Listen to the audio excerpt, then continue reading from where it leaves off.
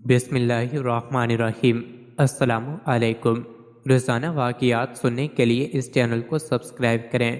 قدرت اللہ شہاب نامہ میں بتاتے ہیں کہ ایک بار میں کسی دور دراز علاقے میں گیا ہوا تھا۔ وہاں پر ایک چھوٹے سے گاؤں میں ایک بوسیدہ سی مسجد تھی۔ میں جمعے کی نماز پڑھنے اس مسجد میں گیا۔ وہاں ایک نیم خواندہ سے مولوی صاحب اردو میں بے حد طویل خطبہ دے رہے تھے۔ ان کا خطبہ گزرے ہوئے زمانوں کی عجیب و غریب داستانوں سے اٹاٹ بھرا ہوا تھا۔ کسی کہانی پر ہنسنے کو جی چاہتا تھا، کسی پر حیرت ہوتی تھی، لیکن ایک داستان کچھ ایسے انداز سے سنائی کہ تھوڑے سے رکت طاری کر کے وہ سیدھی میرے دل میں اتر گئے۔ یہ قصہ ایک باپ اور بیٹی کی باہمی محبت و احترام کا تھا۔ باپ حضرت محمد صلی اللہ علیہ وسلم تھے اور بیٹی حضرت بی بی فاطمہ سلام اللہ علیہا تھی۔ مولوی صاحب بتا رہے تھے کہ حضور رسول کریم صلی اللہ علیہ وسلم جب اپنے صحابہ کرام کی کوئی درخواست یا فرمائش منظور نہ فرماتے تھے تو بڑے بڑے برگزیدہ صحابہ کرام بھی بی بی فاطمہ کی خدمت میں حاضر ہو کر ان کی منت کرتے تھے کہ وہ ان کی درخواست حضور صلی اللہ علیہ وسلم کی خدمت میں لے جائے اور اسے منظور کروائے۔ حضور نبی کریم صلی اللہ علیہ وسلم کے دل میں بیٹی کا اتنا پیار اور احترام تھا کہ اکثر اوقات جب بی بی فاطمہ ایسی کوئی درخواست یا فرمائش لے کر حاضر خدمت ہوتی تھی تو حضور صلی اللہ علیہ وسلم خوش دلی سے منظور فرما لیتے تھے۔ اس کہانی کو قبول کرنے کے لیے میرا دل بے اختیار آمادہ ہو گیا۔ جمعے کی نماز کے بعد میں ایسی بوسیدہ سی مسجد میں بیٹھ کر نوافل پڑھتا رہا۔ کچھ نفل میں نے حضرت بی بی فاطمہ الزہرا کی روح مبارک کو ایصال ثواب کی نیت سے پڑھے۔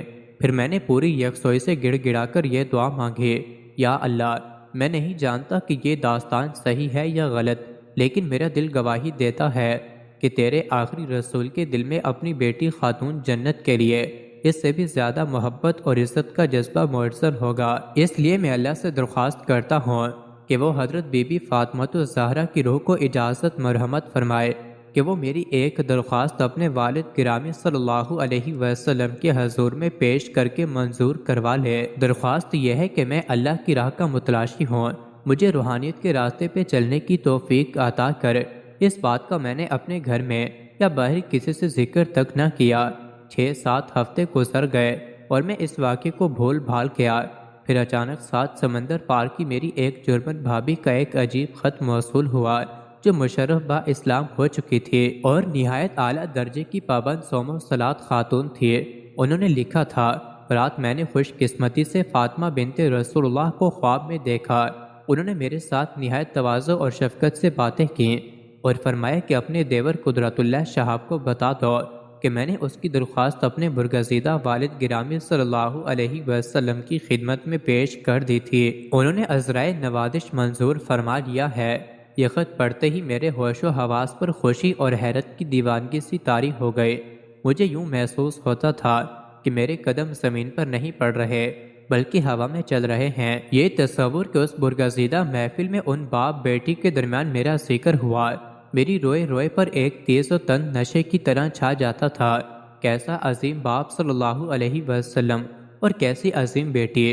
2-3 دن میں اپنے کمرے میں بند ہو کر دیوانوں کی طرح اس معاشرے کی مجسم صورت بنا بیٹھا رہا۔ مجھ سے بہتر ذکر میرا ہے کہ اس محفل میں ہے۔ اس کے بعد کچھ عرصے تک مجھے خواب میں طرح طرح کی بزرگ صورت ہستیاں نظر آتی رہیں جن کو نہ تو میں جانتا تھا، نہ ان کی باتیں سمجھ میں آتی تھیں اور نہ ان کے ساتھ میرا دل بھیگتا تھا۔ پھر ایک خواب میں مجھے ایک نہایت دل نواز اور صاحب جمال بزرگ نظر آئے جو احرام پہنے ایک عجیب سرور اور مستی کے عالم میں خانہ کعبہ کا طواف کر رہے تھے۔ میرا دل بے اختیار ان کے قدموں میں بچھ گیا۔ وہ بھی مسکراتے ہوئے میری جانب آئے اور مطاف سے باہر حتیم کی جانب ایک جگہ مجھے اپنے پاس بٹھا لیا اور بولے، میرا نام قطب الدین بختیار کاکی ہے۔ تم اس راہ کے آدمی تو نہیں ہو، لیکن جس دربار سے تمہیں منظوری حاصل ہوئی ہے اس کے سامنے ہم سب کا سر تسلیم خم ہے۔ مزید ایسی ہی ویڈیوز کے لیے چینل کو ضرور سبسکرائب کریں۔